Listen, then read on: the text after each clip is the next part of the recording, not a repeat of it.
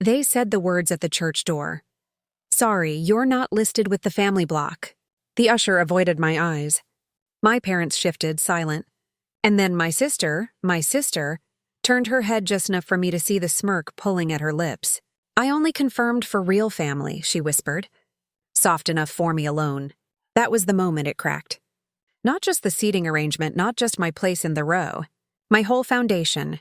Everything I had held together through years of swallowing words, of letting Herwin little battles shattered right there at the edge of stained glass light. I didn't protest. I didn't make a scene. I stepped back, let the crowd press forward, but inside a cold stillness settled. I used to protect her when we were children. I was the one who took the blame for her broken vases, her skipped curfews. I thought I was being a good brother. She called me her shield. She hugged me once, whispered, "I'd been nothing without you." I believed her, even in adulthood, when money became tighter and tempers sharper. I lent her what I had, paid off her debts, defended her when she snapped at our parents. I carved pieces of myself to keep her standing, and still, she sharpened herself against me. The first sign of betrayal was small.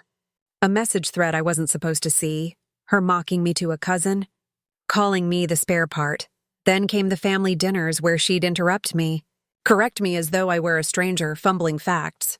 My parents laughed with her as if it was harmless. But I saw the shift. Each time she cut me, they flinched a little less. Each time she excluded me, they excused her faster until the funeral, until I was told I wasn't family enough to sit with them. That was her masterpiece of cruelty and my awakening. I didn't shout. I didn't beg. I watched that night. Instead of sleeping, I studied. Years of family accounts I'd managed for me father. Property deeds, insurance policies, quiet documents my sister had ignored because she never cared to read what wasn't hers yet. I traced signatures. I mapped inheritances. I learned where she had already made moves, convincing our parents to shift shares, pressing them to name her primary. She was already cutting me out, not just from the church pews, but from the bloodline itself. And so I began cutting back, not with rage, with precision. The first step was silence. I stopped answering her calls, stopped being her shield. When she screamed to her parents about her problems, I let them hear the full pitch of her voice without me smoothing it. I let them feel the exhaustion of her demands. The second step was information. I sat with my father quietly, respectfully, and reminded him of dates, of taxes, of things my sister had forgotten. I never badmouthed her. I simply let truth do the cutting. The third step was the will. My sister thought she had secured everything. But while she bragged, equitly restructured. I didn't need twist arms. I just showed records, receipts, proof of what I had contributed, what I had managed, what I'd preserved. The law, unlike family, deals in paper, not favoritism, and then the confrontation. It wasn't planned.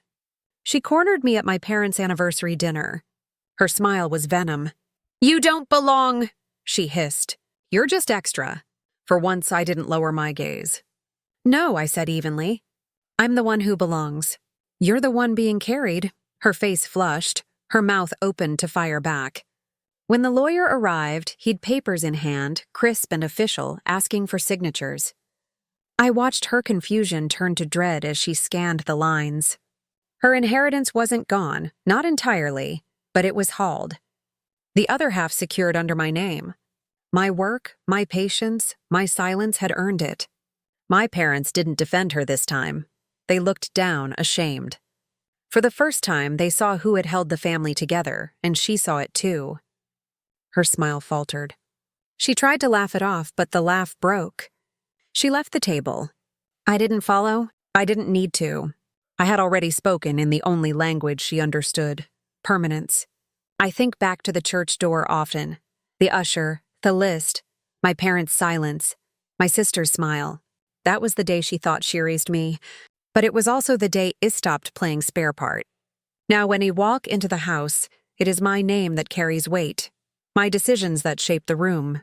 She sits quieter, diminished, watching the empire she thought was hers remain balanced in my hands. Do I feel guilt? No, only clarity. Betrayal is not about what's taken from you. It's about what's revealed about them. She showed me she was willing to erase me, and I showed her I could not be erased. I am not loud about it. I don't gloat. But sometimes when her eyes flicker to me across the table, I catch the tremor there, the memory of that day. And I know she remembers. She remembers the moment she thought she won, and the moment she